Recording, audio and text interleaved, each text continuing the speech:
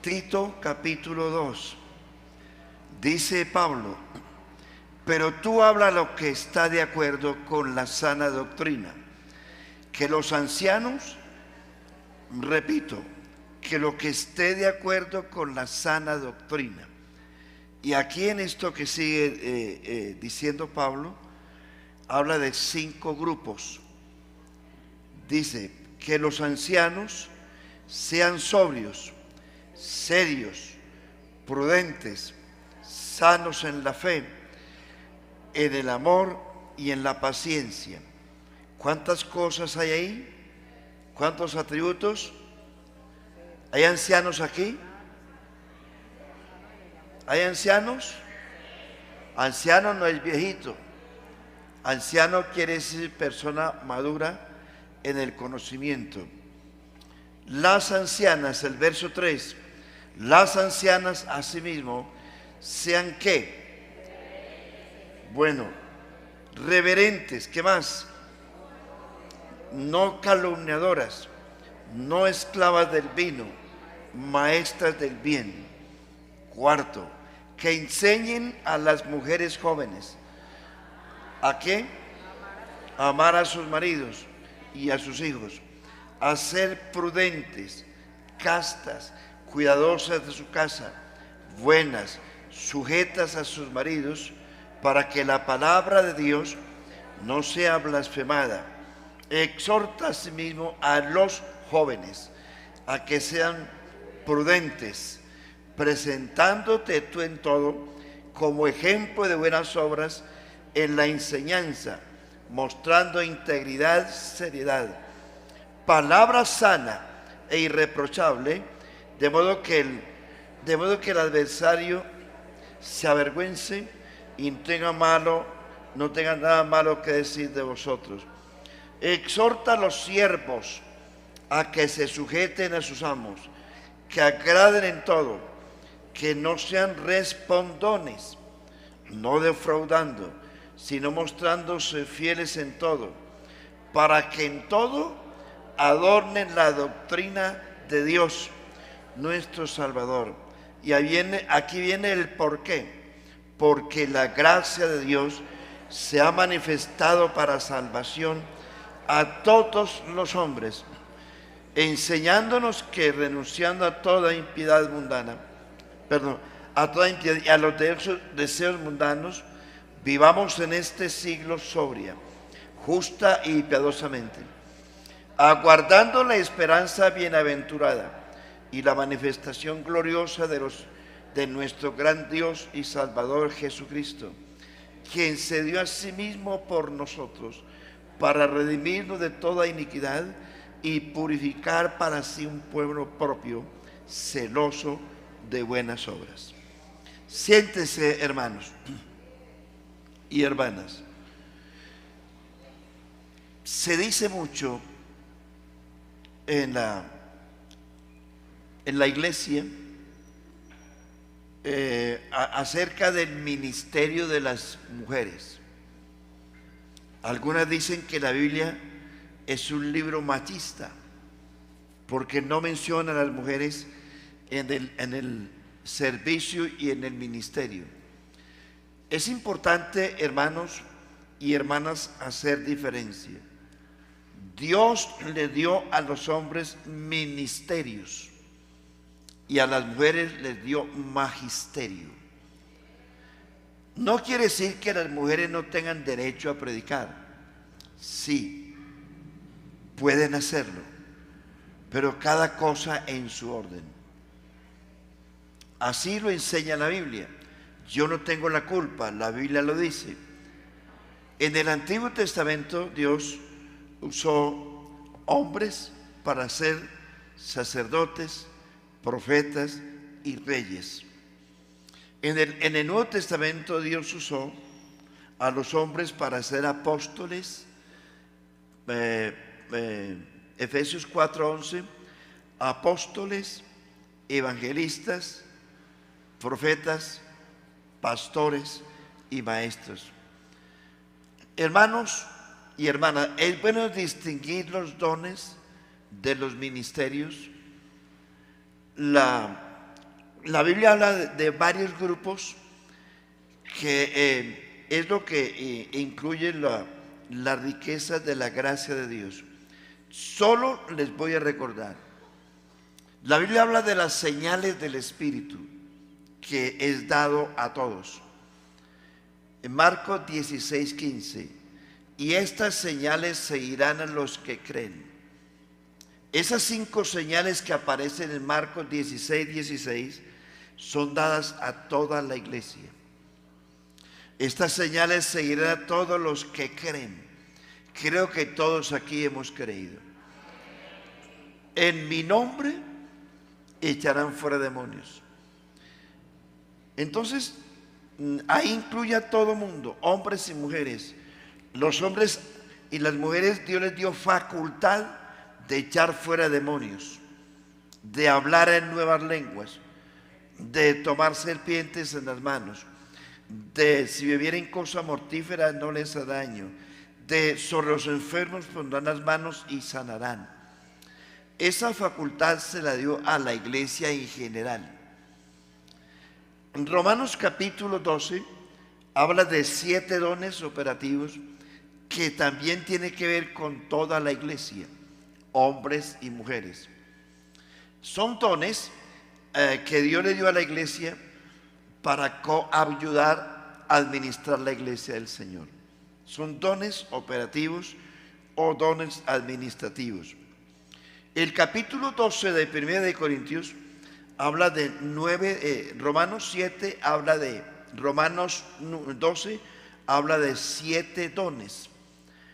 1 de Corintios 12 habla de 9 dones, que son dones espirituales que Dios le dio a toda la iglesia. Está incluido los hombres y las mujeres.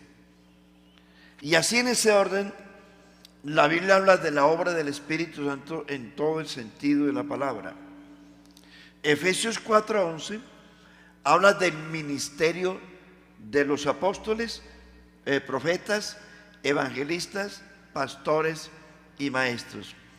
Y la pregunta que hacen muchas personas, y dice, bueno, ¿y las mujeres por qué no están incluidas? ¿Por qué no fueron apóstolas?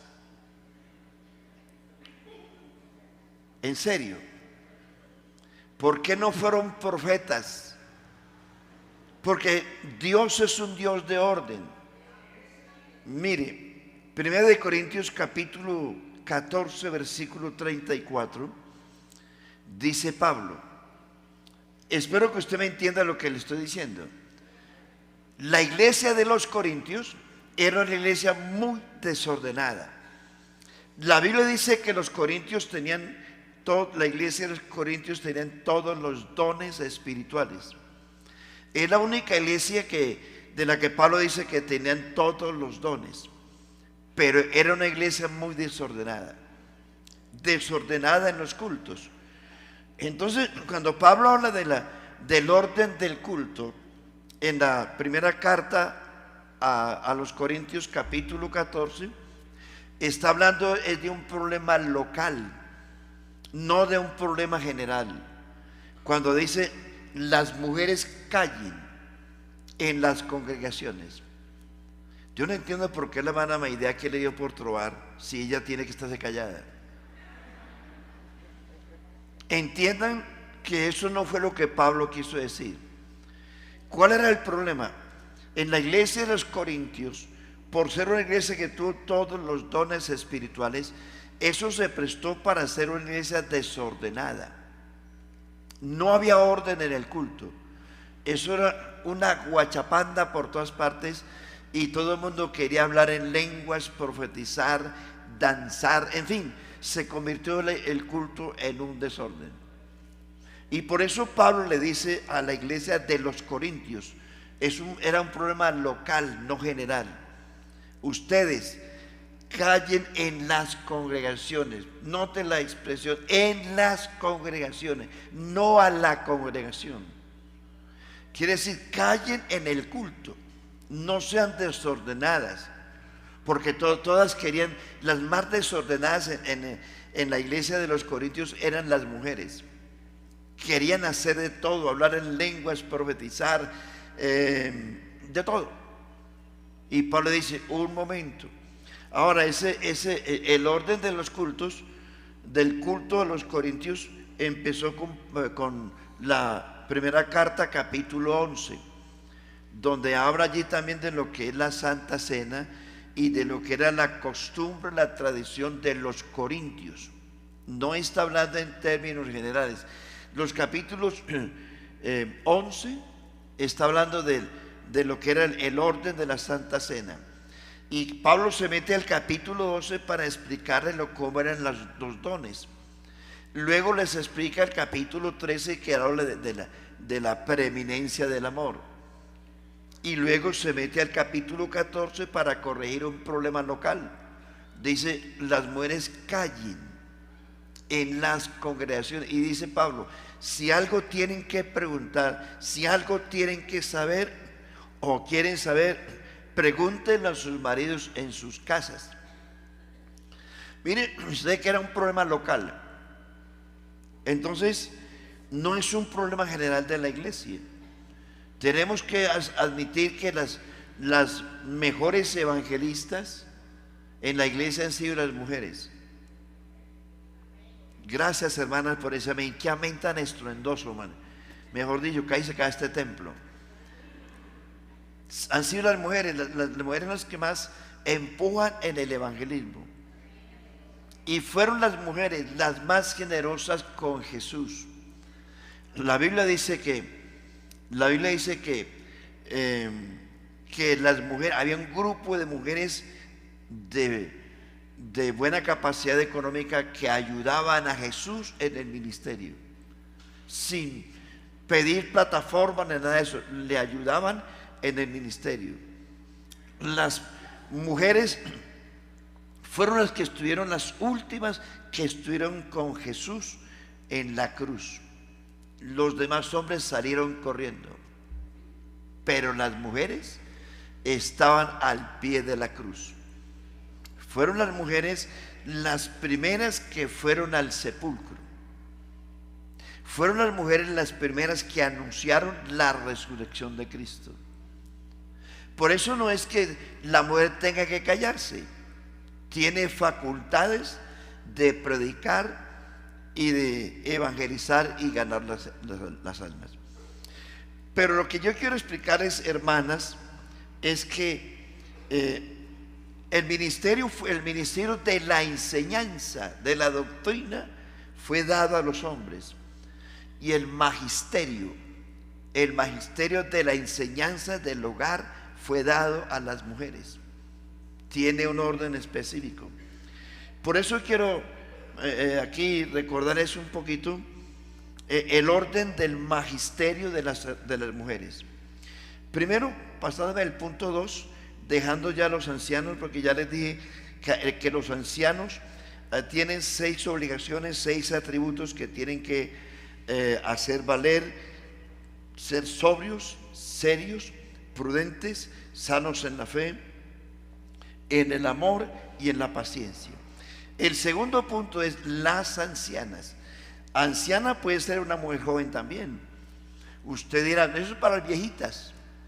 No, anciano es una persona madura en el conocimiento de Dios, no importa la edad que tenga. Hay viejitos y viejitas en la iglesia, en el mundo, que son bien ignorantes, pero hay jóvenes en la iglesia que, aunque jóvenes en edad, tienen buen conocimiento y buen discernimiento de las escrituras. Por eso ancianos, mire, Pablo, Timoteo y Tito eran pastores jóvenes, y sin embargo Pablo los llamó ancianos por la madurez y el conocimiento que tenían. Entonces, aquí tenemos, hermanas, las ancianas, o sea, las personas de más madurez, de más conocimiento en la congregación. A esas ancianas se les recomienda 4 cosas.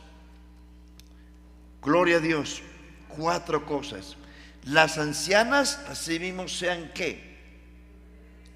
¿Cómo dice? Ayúdenme a predicar.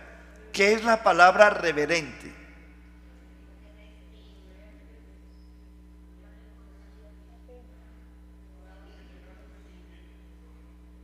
Yo voy a estar callado.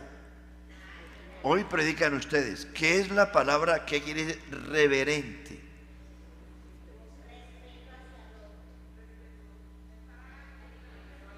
No, de a una. Ese era el problema de los corintios. Ese era el problema. Esta decía, aquella también. De a uno, de a uno. Hagamos fila.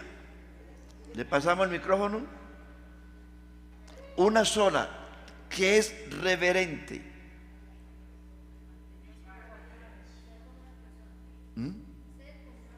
¿Ser como qué? Ser como otra persona, dice aquí el niño. Don Dios también tiene derecho a hablar. A ver, dígame dos palabras que definan la palabra reverente. Reverencia. ¿Qué es reverencia?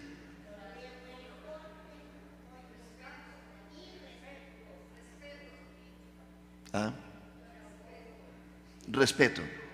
Reverente es una persona que respeta a alguien. Pablo dice, pagad a todo lo que debéis. No habla de deudas. Dice, al que honra, honra. Al que respeto, respeto. Al que tributo, tributo. A quien merece respeto, hay que respetar. Así no estemos de acuerdo. Y ahí es donde Pablo habla del sometimiento a las autoridades civiles. Así no nos guste, hay que brindar respeto y reverencia a quien tiene la autoridad. Reverencia, respeto, es una cosa que nosotros debemos tener los unos con los otros.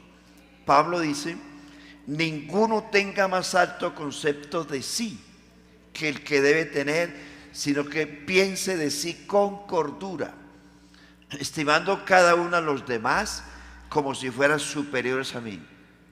Eso es respeto. Amén. ¿Cuál es el segundo paso de las hermanas? Ay, qué cosa tan brava. Segundo, no calumniadoras. ¿Qué quiere decir la palabra no calumniadora?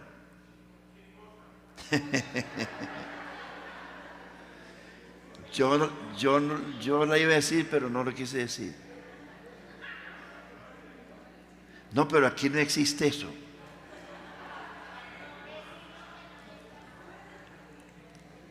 ¿Qué quiere decir calumniadora? Viene de calumnia. Levantar falsos testimonios. Una de las cosas que se presta para ser chismosa, perdóneme la expresión, es que usted viva en la casa de los demás. Hermanos, maravilloso cuando usted puede visitar a alguien que lo necesite, pero no viva metido en la casa de los demás. La casa de los demás, cualquiera que sea la casa, se requiere privacidad y reverencia. Pero si hay hermanos y hermanas que quieren vivir metidos en las casas de los creyentes, si es una urgencia, si está enfermo la persona, vamos a orar por la persona. Si es un problema que tiene, vamos a ver cómo le ayudamos. Si es que hay que ir a llevar un mercado de obra social, vamos a ayudarle. Pero que usted viva metido en la casa de los hermanos, eso no está bien. ¿Sabe qué dice Proverbios? A ver si lo encuentro por aquí. Proverbios, no calumniadoras. Pero hay algo más importante, hermanos. No recuerdo el texto, pero por aquí lo tenía y se me voló, se me escapó. El texto dice, aparta tu pie de la casa del vecino. ¿Proverbios, cierto? Sí, amén, pero en el capítulo búsquelo, versículo, encuéntrelo. Aparta tu pie de la casa del vecino, no sea que hastiado de ti te aborrezca. Ay, llegó ese hermanito otra vez. Ay, llegó ese hermanito otra vez. Ay. Nosotros Y aprendamos eso, hermanos. Todo hogar requiere de privacidad. Aún en la casa uno recibe con mucho agrado y aprecio a su familia. Eso digo yo. Y a una persona, claro, que lo visita a uno, pero cuando haya una necesidad de una visita, o que usted lo invitó a un asado, lo invitó a una tamaleada, lo invitó a comer natilla y buñuelos ahora en septiembre. Eso sabe lo mismo en cualquier parte. Si es una invitación, ¿sí? Pero que es una recomendación: no mantenga metido en la casa de los hermanos sin necesidad, porque esto se convierte en un problema. Ahora también dice Proverbios dice, donde no hay leña, termine el texto, donde no hay leña, no hay arepas. Donde no hay leña, no hay fuego. Y donde no hay chismoso, cesa la contienda. Pero eso no ocurre aquí. ¿Cierto que no? Ya estamos derechito, vamos del tribunal de Cristo para arriba, hermano. Una iglesia donde no hay chismosos, hermano. Eso es parte del magisterio de las damas. ¿Por qué a los hombres no les dice que no sean chismosos? ¿Será que no los hay? Bueno, yo no tengo la culpa. ¿Sí? Porque aquí no dice calumniadores, sino calumniadoras. Yo no tengo la culpa. Se dice que las mujeres hablan 4 veces más que los hombres. Y agréguele lo que dice la Biblia en el Salmo 34 y primera de Pedro capítulo 3. Porque si alguno quiere, porque el que ama su vida, si alguien quiere amar la vida y ver días buenos, ¿qué dice? Refrene su lengua del mal y sus labios de hablar engaño. Y Santiago dice, el libro de Santiago, hablando del poder de la lengua: cuán grande bosque enciende un pequeño fuego.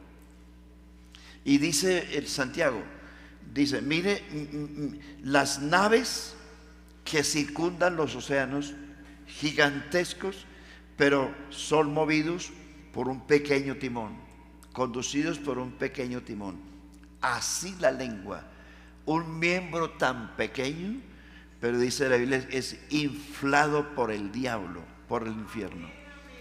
Por eso, una de las cosas que usted y yo tenemos que controlar con más seriedad es la lengua. ¿De acuerdo? Y no es que no hayan hombres chismosos, también los hay. Tercero, magisterio de las damas: no esclavas del vino. Primero de Tesalonicenses 5:18 dice: no os embriaguéis con vino, en lo cual hay disolución, antes bien sed llenos del Espíritu Santo. Cuarto, a las ancianas de la iglesia se les dice que sean maestras del bien. ¿Qué es una palabra? ¿Qué es un maestro? Que enseña y que es un ejemplo de lo que enseña. Es decir, lo he dicho aquí muchas veces, hermanos, uno puede ser buen predicador, usted puede ser, hermana, muy buena predicadora, muy buena evangelista, y habla por aquí y habla por allí, pero si en su casa no da ejemplo de lo que dice, de nada sirve.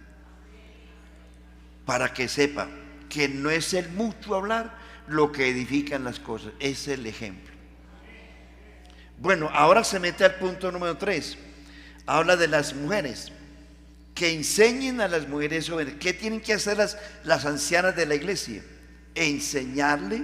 Mire que aquí estamos hablando del magisterio de las mujeres.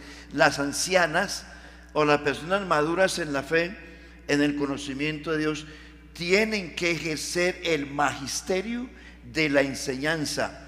¿A quiénes? A las mujeres jóvenes. ¿Qué tienen que enseñarle a las mujeres jóvenes? Uno, amar a sus maridos. Levanten la mano las mujeres jóvenes casadas. ¿Se fueron?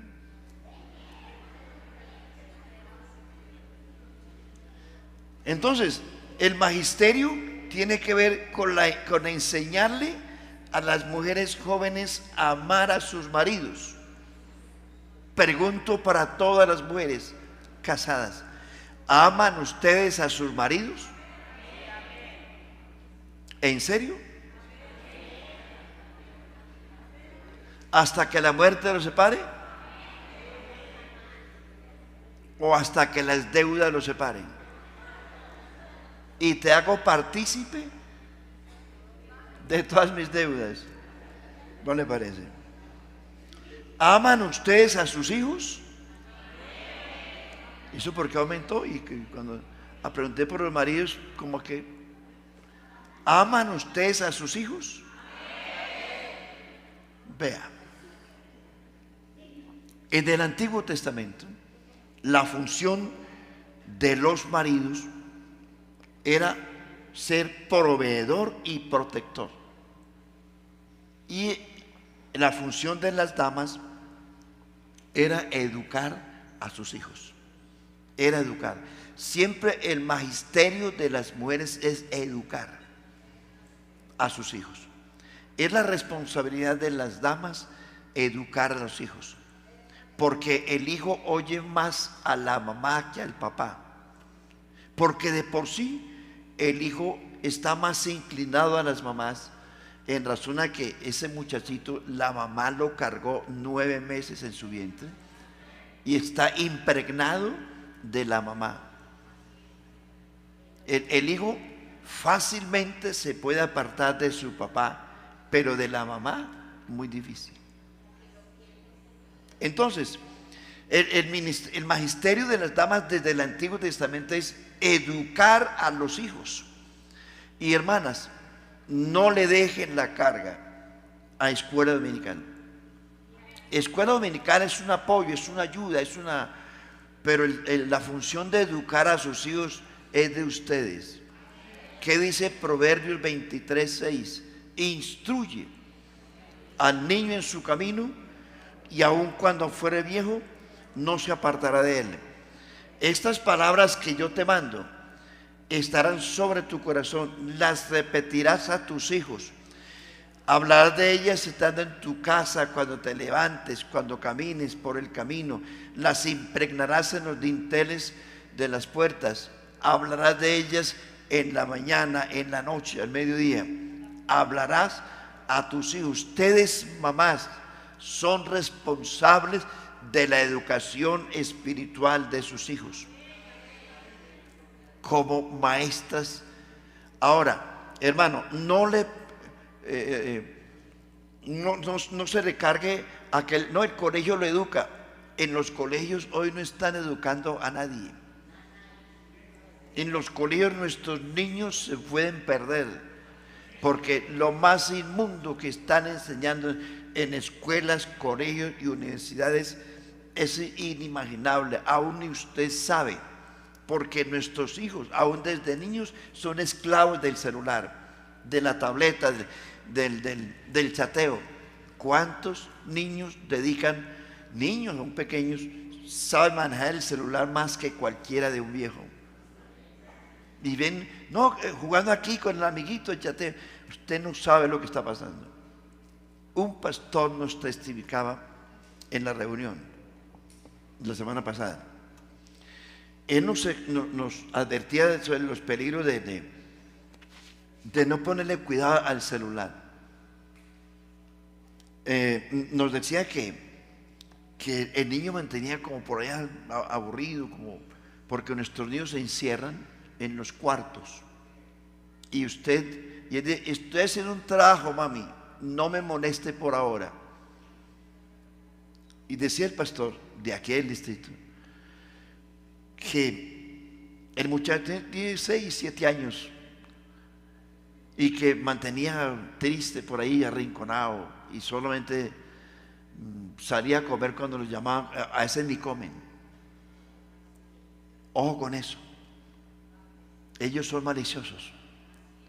Entonces, la mamá, mientras el muchacho estaba en el baño, le cogió el celular y comenzó a buscarle, y encontró una serie de mensajes de sus amiguitos que le decían: sube al centro comercial y tírate del 4º piso.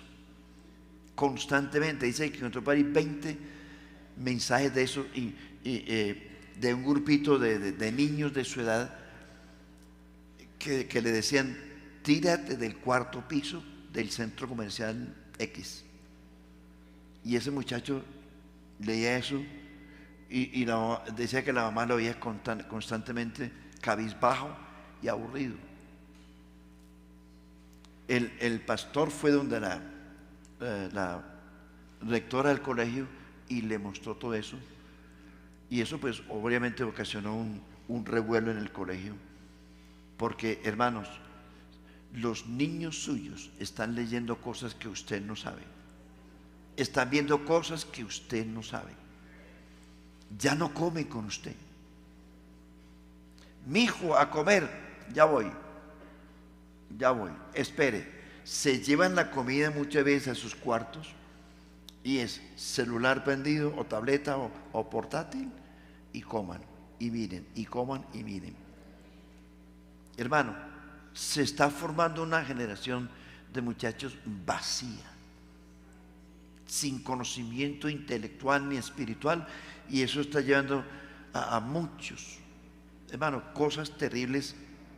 Como 3 o 4 testimonios escuché en la reunión de pastores de cosas que están pasando con los hijos de los creyentes, e inclusive con hijos de pastores adolescentes. ¿Todo por qué? No hay una vigilancia. ¿Se me durmieron? ¿O se fueron? ¿Quiénes de ustedes tienen niños pequeños y adolescentes? Hermanos, ojo con eso. Ojo con eso. Nuestros niños se pueden perder estando en la casa y en la iglesia. ¿Recuerdan ustedes la parábola de la moneda perdida? Mire, hay 3 parábolas en el capítulo 15 de Lucas. La primera parábola es la parábola de la oveja perdida. Esa oveja perdida se perdió afuera, porque se fue del redil y se perdió afuera. El pastor la encontró. Es decir, se perdió en el mundo. La parábola del hijo pródigo nos habla del muchacho que se perdió también afuera. Pero la parábola de la moneda perdida no se perdió afuera, se perdió adentro, dentro de la casa. La ha leído, ¿cierto? La moneda se perdió dentro de la casa. Eso quiere decir que hay gente que se nos está perdiendo en las mismas narices. Dentro de la iglesia hay gente perdida. Dentro de su casa hay niños perdidos, y usted no lo sabe. No les digo esto para que se duerman, sino para que abran los ojos. ¿Qué ven sus hijos? ¿Con quiénes chatean? Hermano, el suicidio hoy se ha aumentado a grande escala en el mundo entero. Y eso ya no respeta religión, lo que sea, se lo lleva por delante, porque están las mentes turbadas de tanta cosa. Y ahí es donde yo le digo, hermanas, que tiene que ejercer ustedes este magisterio de enseñanza con los hijos. Bendito el nombre de Jesucristo. Entonces, la parábola que les estoy mencionando, la mujer perdió la moneda dentro de la casa y tuvo que revolcar el cuarto por todas partes, la casa por todas partes, hasta que la encontró. Pero ¿dónde estaba la moneda? Internamente. Hay mucha gente que se nos está perdiendo internamente y no nos damos cuenta. Pero lo peor es que hay muchos hijos, pequeños, adolescentes, que se están perdiendo dentro de su propia casa. Y usted no lo sabe.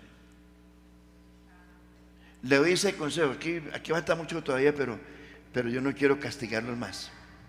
Señora,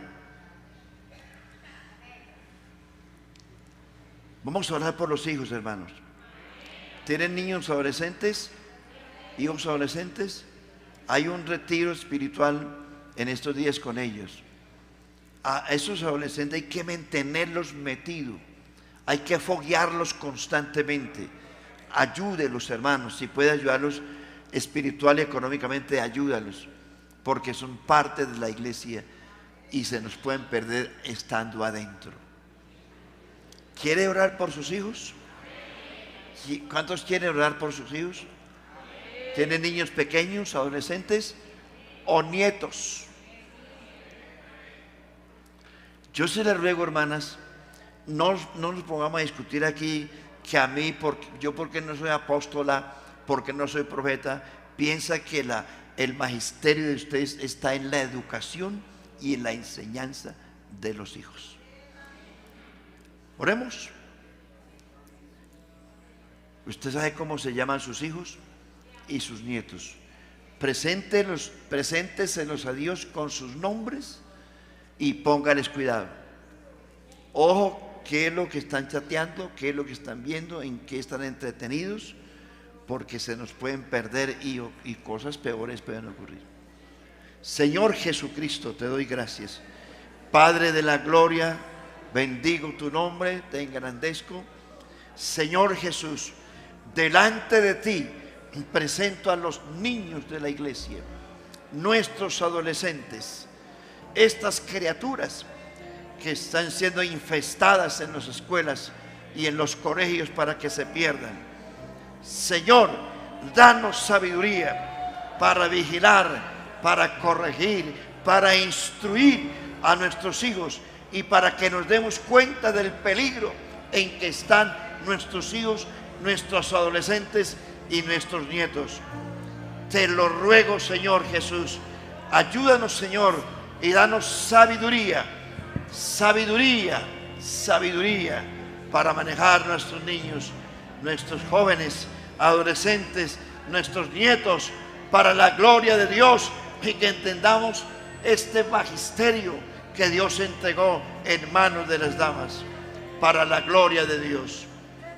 Gloria a Dios.